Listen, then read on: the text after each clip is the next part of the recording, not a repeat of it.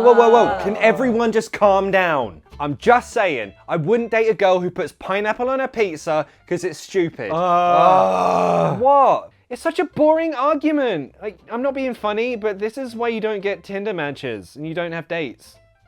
Fred, do you agree with this?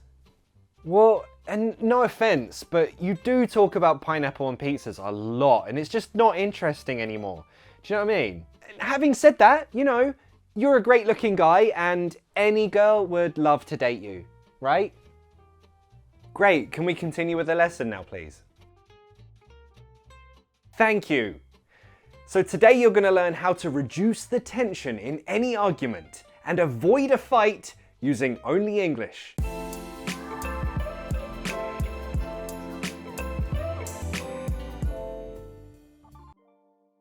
Let's imagine you just insulted someone.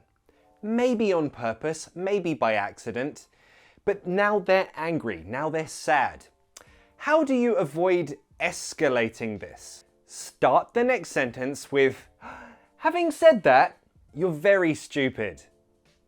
Having said that, you're very funny and very kind. That's what matters.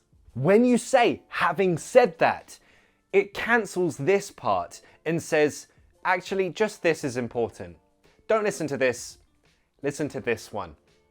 So actually, you could use this in the opposite way to cancel something out, like this. I like you. Having said that, please never talk to me in public. I don't want to be seen with you. Remember, with having said that, you're basically saying, yes, this, but ignore that. Just listen to this. I know, it doesn't make sense, but this is English. Nothing makes sense. And now you know how to avoid a fight and cancel any insults. Also, so you know when someone starts a sentence with, I'm not racist, but the next sentence will always definitely be very racist. Well, we have this weird sentence in British English, like specifically British English. In the same way, if someone starts a sentence with, I'm not being funny, but the next sentence will definitely be an insult. I'm not being funny, but do you cut your own hair? It looks weird. When we say, she is being funny, we don't mean haha, we mean weird. So if someone's being funny to you, it means they are maybe moody, maybe being offensive, or maybe just the way they're behaving with you isn't like normal, isn't like usual. Something's different and I think you don't like me today, or something like that. So when people say, I'm not being funny, they're basically saying, please don't be insulted by my insult. They think this works like a magic spell. It doesn't stop people being insulted. And honestly, it kind of sounds stupid.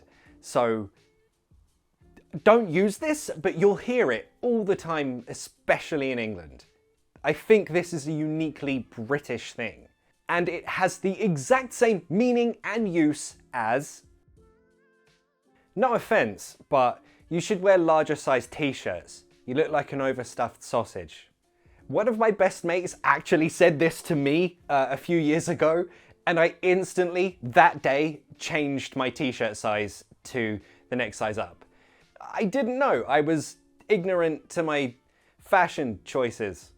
Anyway, when you say, no offense, but you're just saying, please don't take this as an insult. I'm not being funny, but no offense, but just means I'm gonna insult you, but please don't fight me. And if that doesn't work, if they're still angry or mad or sad, try this at the end of a sentence. I'm just saying. This sentence is like, don't worry, this is just a thought. It's not serious. Don't take it so seriously. Having said that, some people do use this to say something very seriously. I do mean this, but please don't be angry at me for saying it. I'm just saying, if you brushed your teeth, people would like you more. So yes, they really mean this, but I'm just saying is a way to soften the insult. Or maybe you could frame this as a way to say, oh, actually, you and me, we're on the same side as the argument that I'm making. Like this. This is kind of like a mental ninja way of trying to convince them that you're on the same side. Make your argument and then finish with, do you know what I mean? You have many ways to pronounce this. One is, do you know what I mean? Do you know what I mean? I covered this in the Cockney video. Watch the whole one there. But if you don't want to pronounce this in a Cockney way, you don't have to. You could just say, you know what I mean? If you brushed your teeth, people would like you more. You know what I mean? Again, this is a great way to just say, don't you agree with me? Because of course they want to agree with you. The next one, nice and simple. You know, again, you're asking them to agree with you. Or more simply, right?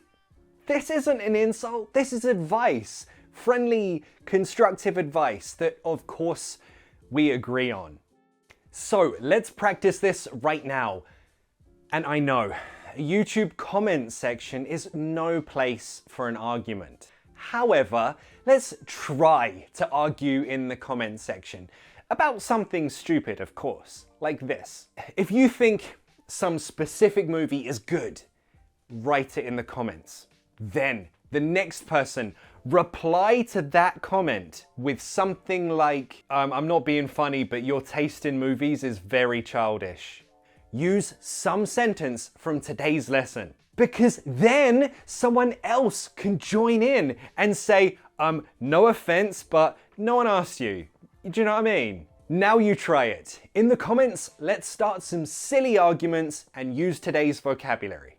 And I'll see you in the next class. Bye.